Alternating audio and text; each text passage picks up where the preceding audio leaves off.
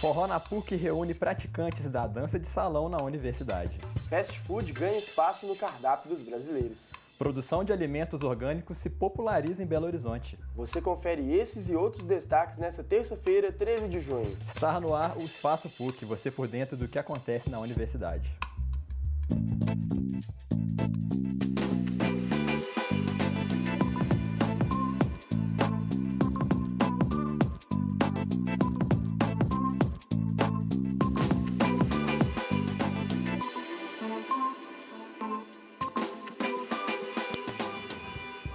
Olá, boa tarde. A editora PUC Minas lançará em agosto o livro Geoprocessamento de Mapas de Minas Gerais nos séculos XVIII e XIX.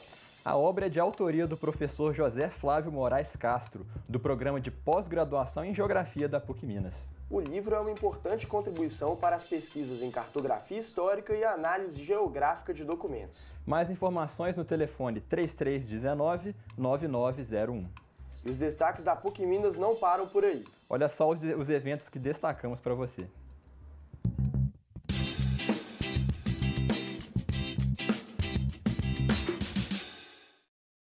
O grupo Singspiel é a atração dos concertos dominicais Peter Lund do próximo domingo, 18 de junho.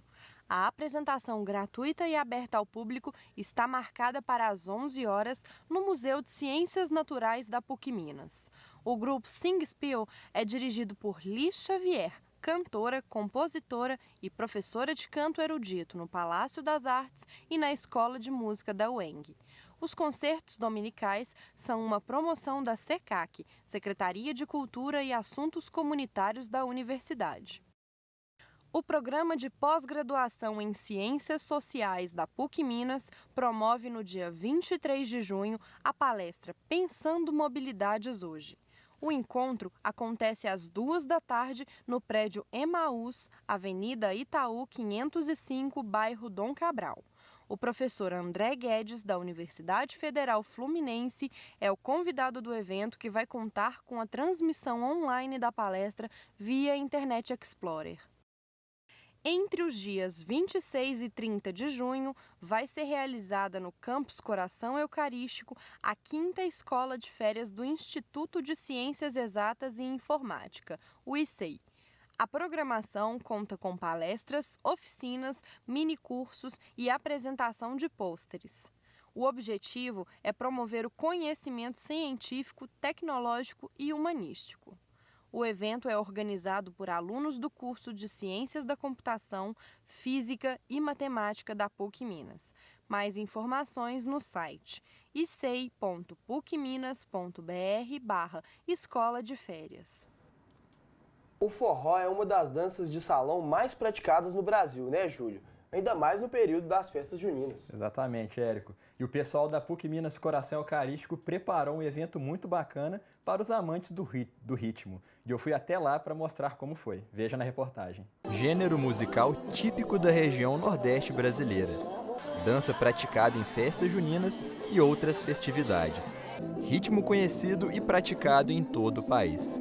Sim, estamos falando do forró, que atraiu estudantes e funcionários do campus Coração Eucarístico na última quinta-feira. O Forró na PUC Minas já está em sua 2ª edição. O evento é destinado para as pessoas da comunidade acadêmica que querem praticar ou aprender o forró. Aqui, a lei é não ficar parado. O evento é organizado por alunos da universidade e apoiado pela coordenação do curso de História. Quando eu fui procurada pelo aluno Diego, do primeiro período de História, querendo um espaço, um apoio do curso de História, eu apoiei logo porque eu acho que é uma atividade que faz parte do cotidiano da escola.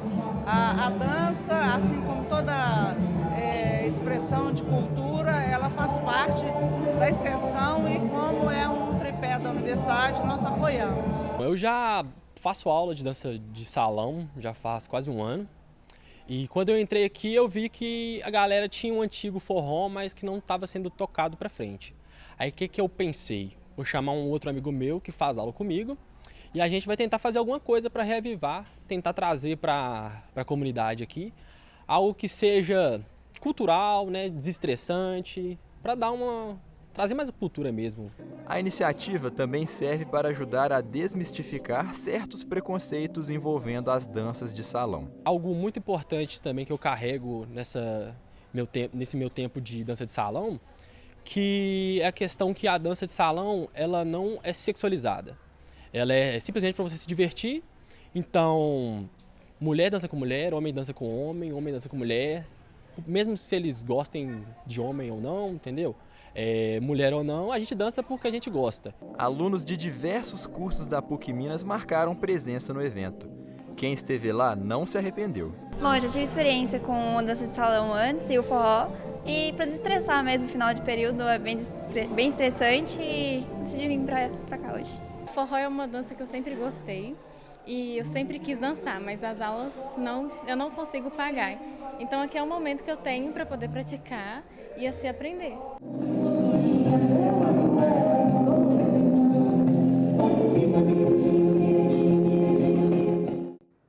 O fast food é uma opção para aqueles que querem economizar tempo no dia a dia. E a produção artesanal de hambúrgueres tem movimentado o mercado alimentício nos últimos anos. Os lanches são variados e agradam os mais diversos paladares.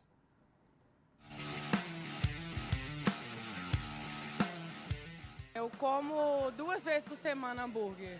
Engorda, né? Então a gente prefere só de vez em quando comer um sanduíche para mudar a rotina. Só final de semana. Hábitos diferentes para o consumo de um único produto ou não tão único assim. Com o desenvolvimento da gastronomia, o hambúrguer ganhou novas formas e sabores e tem sido mais frequente no cardápio dos brasileiros. Por aqui, se é para comer fora de casa, 55% da população prefere o fast food ao restaurante formal. O hambúrguer é um alimento muito democrático. A gente, nas nossas lojas, atende um público desde a faixa de estudantes até o pessoal mais velho. Eu pedi um cheeseburger com salada. Foi o Ed, sanduíche muito bom, com bacon, cebola e uma carne de boi. Foi o comum Ed, o tradicional Ed. A gente busca as tendências, né, do mercado, tenta se adaptar a elas e lançar novos produtos. A necessidade de alimentar em menos tempo abre espaço para novos sabores de sanduíche. E com o investimento nessa área, fica até difícil a escolha. Pode ser o mais pedido da casa, o lançamento mais recente, ou até mesmo o mais saudável, para quem não quer fugir da dieta. Nossos hambúrgueres são todos seguindo essa linha. Todo o processo produtivo, desde a elaboração da matéria-prima até a entrega do produto final, ele é monitorado por nós. Os pães são feitos por nós mesmos, não tem conservantes, as carnes são todas in natura, que é uma linha que o Ed defende e acha que vai agradar mais ao público. Até chegar na opção mais saudável, o hambúrguer teve uma longa trajetória. O bife consumido hoje já teve uma versão amassada em lombos de cavalos, isso no século XII. Mas a combinação da carne com pão só ocorreu em 1904, numa exposição nos Estados Unidos. De lá para cá, muita coisa já mudou e, pelo visto, vão continuar a mudar. A gente procura atender às novas demandas, né, as tendências que acontecem. Dentro disso, a gente começa a desenvolver o produto dentro da loja e coloca em testes. Sendo aprovado nos testes, são lançados.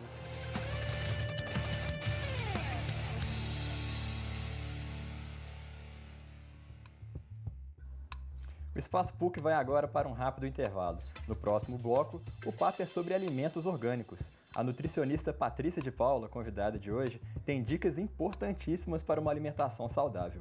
Mas antes disso, vamos conferir mais um quadro Hashtag na PUC Minas. Hoje você conhece o Samuel Lima. Ele é estudante de jornalismo e conta pra gente um pouquinho sobre o seu dia a dia no Jornal Marco, da Faculdade de Comunicação e Artes. Fica aí que a gente já volta.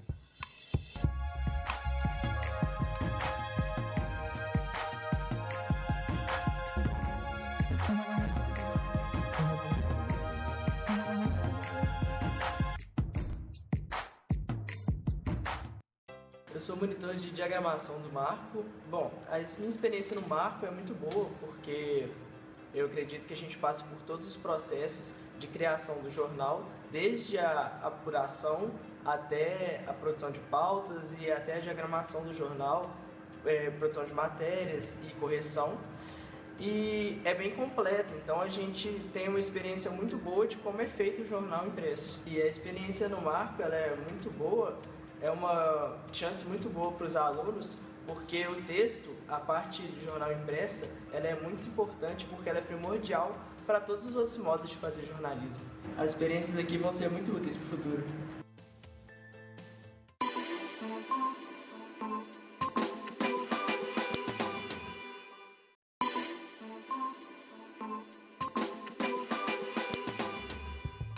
Já imaginou uma produção de frutas, legumes e verduras longe de agrotóxicos? Essa é a proposta dos alimentos orgânicos, que são mais saudáveis para o organismo humano. Essa produção diferenciada é também importantíssima para a conservação ambiental. Neste ano, a produção de alimentos orgânicos deve crescer 20% no Brasil, de acordo com o Ministério da Agricultura. Grande parte da produção desses alimentos é feita pela agricultura familiar. Já são mais de 15 mil desses produtores espalhados pelo Brasil. Com a produção concentrada em Sarzedo, Mônica vende alimentos orgânicos na capital mineira há 16 anos. Nós produzimos lá no sítio em Sarzedo um sistema de produção orgânico, né? Ou seja, nós não utilizamos nenhum insumo químico, nem agrotóxicos, nem inseticida, nem herbicida para capinar. E toda a fertilização do solo, que a gente planta no solo, é feita com matéria orgânica, com compostagem, estercos curtidos e fontes alternativas naturais, né, para enriquecimento do solo. E nenhum tipo de química, né, na produção. Cultivar alimentos sem utilizar insumos químicos é bom para quem produz, para quem consome e para o meio ambiente. O produto orgânico ele é um produto que é produzido sem a utilização de agrotóxicos e insumos químicos, né? Então a gente fala que ele é um produto mais natural, produzindo, respeitando a natureza. E, na verdade, ele é um tripé de sustentabilidade, que é o respeito ao trabalhador, a saúde do trabalhador, quem está consumindo, a saúde da terra, né? E o respeito ao meio ambiente. Pensando em aproximar o processo de cultivo do consumidor final, acaba de chegar a Belo Horizonte a maior fazenda urbana da América Latina. A Be Green fica num shopping da capital mineira. Tem área de 2.700 metros quadrados e reúne estufas, local de compras e área de convivência. Aqui, tudo que é produzido é livre de agrotóxicos. É uma área integrada entre produção e consumo, tudo dentro do mesmo espaço, no meio da cidade. Essa daqui é uma estufa aquapônica, ela é uma produção em aquaponia. Essa tecnologia, ela é o consórcio da criação de peixes como parte do processo produtivo do cultivo de hortaliças. Então, como é que isso funciona? A gente tem os reservatórios com os peixes que são alimentados com uma ração especial e as excreções do peixe, ou comum xixi ou cocô do peixe, é que possuem os nutrientes necessários para o crescimento das plantas.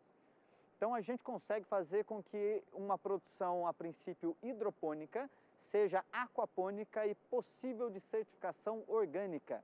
Afinal, esses insumos que passam pelas raízes, eles passam por um processo biológico do peixe.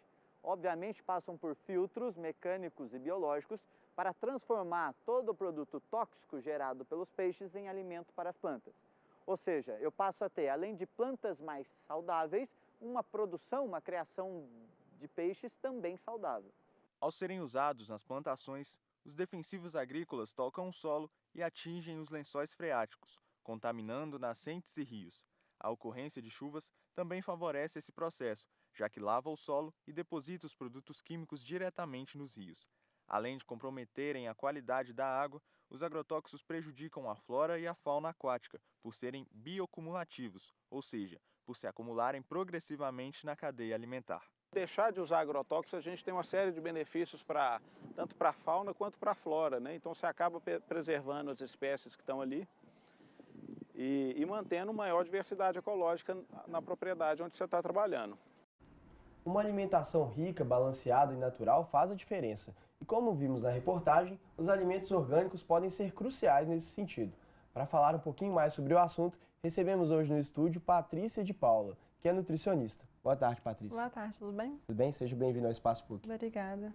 Então, Patrícia, para a gente começar, conta para a gente quais são as principais diferenças entre esses alimentos orgânicos produzidos sem agrotóxicos com os alimentos industrializados. Então, a principal diferença é exatamente essa, né? Os alimentos orgânicos, eles não utilizam agrotóxicos, não utilizam fertilizantes químicos, né, hormônios, herbicidas, pesticidas, ao contrário dos inorgânicos, né? Os não orgânicos, que utilizam essas substâncias. A segunda diferença está exatamente aí. Né? Os alimentos orgânicos, como eles não utilizam essas substâncias, né, eles têm um crescimento menor, né, têm tamanhos variados, as cores não são tão intensas igual aos não orgânicos. Já os não orgânicos já apresentam essa cor mais intensa, né, os produtores já conseguem produzir uma maior quantidade desses alimentos e além de variar no tamanho, né, com a utilização de hormônios, né, o que chama muito a atenção do consumidor, né, que é a cor e é o tamanho, né, dos alimentos. Com certeza. E quais são as principais vantagens para o corpo humano de consumir alimentos orgânicos? Então, o orgânico, como eu falei, como ele não tem agrotóxicos, não tem toxinas, então nosso organismo não vai absorver essas toxinas. Né? Ao contrário do não orgânico, quando a gente consome eles, nosso corpo fica cheio de toxinas, né? Propensão a alguns tipos de câncer, algumas até alergias, né? Desregulações hormonais, problemas na tireoide. Então, isso é tudo, né, a favor do orgânico, que a gente vai ter uma saúde melhor, né, e evitar essas doenças mais para o futuro. E existe também uma diferença drástica, muito significativa entre o sabor desses produtos e o valor nutritivo também? Então, o sabor vai variar sim um pouco, né? O alimento orgânico, como ele é bem natural, então você vai ter um sabor mais específico daquele alimento, né? Uma cenoura vai ter um gosto bem de cenoura, que às vezes a gente não conhece justamente por a gente consumir, né, praticamente só alimentos inorgânicos, né? Então acaba tendo um sabor mais forte, mas vai depender também do paladar de cada um. Tem gente que, né, se adapta melhor com um sabor mais forte ou não, então, mas tem essa diferença sim de sabor. Em relação ao valor nutritivo, se for comparar um orgânico e não orgânico, os nutrientes vão ser os mesmos, né? A quantidade de um vai ser a mesma no outro. Porém, no nosso organismo, quando a gente vai consumir, por exemplo, a cenoura que eu citei, se eu comer uma cenoura orgânica, o meu organismo vai absorver muito melhor os nutrientes em maior quantidade. Né? Já o inorgânico, justamente por conter essas toxinas, os agrotóxicos, o organismo não consegue absorver todo aquele nutriente que o alimento disponibiliza para a gente. Então, acaba que o orgânico é considerado mais nutritivo do que o não orgânico. E, Patrícia, você tem uma hortinha em casa, né? Tenho. Como tem sido essa experiência de ter um próprio lugarzinho dentro de casa para cultivar frutas, legumes e verduras? Então, é ótimo, né? Não, é um espaço muito grande, é um canteiro que a gente tem lá em casa, e aí a gente conseguiu plantar vários alimentos, e é muito prático agora, né? Agora que, né, os alimentos cresceram, então eu quero um alface, eu tenho lá, eu quero uma berinjela, eu tenho lá, eu vou, né, colho tudo fresco. Então está sendo, assim, ótimo para a gente lá, é muito interessante. E a gente sabe que até por essa questão do processo produtivo mais trabalhado, o produto final pode acabar sendo um pouco mais caro no caso do alimento orgânico, né? Você acha que isso é um grande obstáculo para que as pessoas passem a consumir mais esse tipo de alimento? Então, na verdade, hoje em dia as pessoas buscam uma alimentação melhor, mas justamente pelo preço acabam preferindo os outros alimentos, né? Então, existem muitas feiras hoje em dia que têm os produtos orgânicos. A gente tem que pesquisar bastante, né? Olhar o alimento da safra. Então, acaba que esse preço realmente afasta um pouco o consumidor. Mas a gente tem que, né, pesar, que ver que compensa mais. Avaliar se precisa focar mais na alimentação, ter uma saúde melhor, investir na saúde, né, do que lá para o futuro evitar algumas doenças, ter que investir em remédios, né? Então, a gente tem que ver o agora e começar a ter uma alimentação melhor agora também. A questão do custo-benefício, né, que é importante. A questão do custo-benefício, exatamente. E existem feiras já especializadas, né, nessa produção e nessa comercialização de produtos orgânicos, né? De que forma você acha que é possível popularizar essas feiras ainda mais para que as pessoas consumam mais esse tipo de alimento? Então, eu ainda acho que precisa divulgar melhor, né, as feiras. Além das feiras, a gente tem, né, tem pequenos agricultores que eles produzem lá em pequena escala, né, na fazenda deles. Eles têm convênios com algumas lojas que, né, a pessoa consegue montar a sua cesta, o produtor vai, leva na loja, você retira na loja. Tem alguns que conseguem levar a domicílio também. Isso não é muito divulgado, né, é mais repassado por nós nutricionistas que conhecemos alguns lugares, já sabemos como funciona, né. Até voltando à questão do preço, né, infelizmente é mais caro, mas tem que ver também porque o produtor, como ele não tem muito recurso, né, não consegue produzir em grande escala, precisa de, né, muita coisa. E, além disso, precisa de certificação, né, para mostrar para o público que esse alimento realmente é orgânico. Né, então, precisa de certificação do Ministério da Agricultura e Pecuária.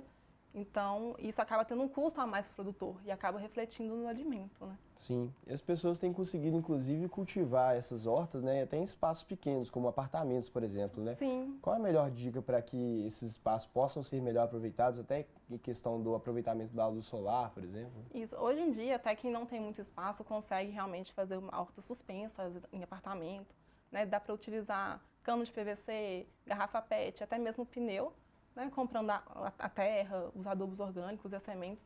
Você consegue plantar isso direitinho, mas tem que ter, né, a luz solar, tem que ter uma ventilação bacana, né, e estar sempre irrigando. Então, você consegue, tendo o mesmo pequeno espaço, conseguir fazer pelo menos uma hortinha pequena que você consegue, né, pegar seu alimento ali fresco e fazer uma refeição legal.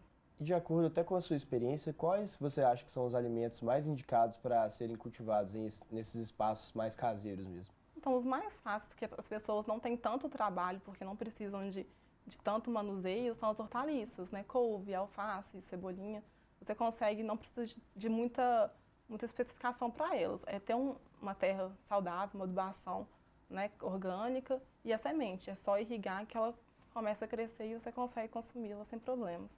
Interessante que até pensando na questão da reportagem anterior que a gente mostrou sobre o fast food, né? Você acha que essa cultura do fast food, que hoje está muito enraizado mesmo na sociedade, assim, também dificulta um pouco que as pessoas parem para pensar um pouco melhor nesse tipo de alimentos orgânicos que são uma alternativa também? Sim, o fast food, né, como diz o nome, é uma alimentação rápida, né? Hoje em dia, com essa vida corrida que todo mundo tem, todo mundo procura uma alimentação que seja ali e agora. Não tem muito tempo para parar, para pensar, para fazer, para escolher. Então, aquilo que tem na hora, eles vão e consomem.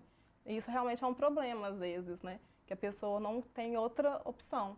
Ela sabe que vai ter aquilo ali para ela, de fácil acesso, e ela vai acabar consumindo, né? Os hambúrgueres, as pizzas, esses embutidos congelados, que é mais fácil para eles.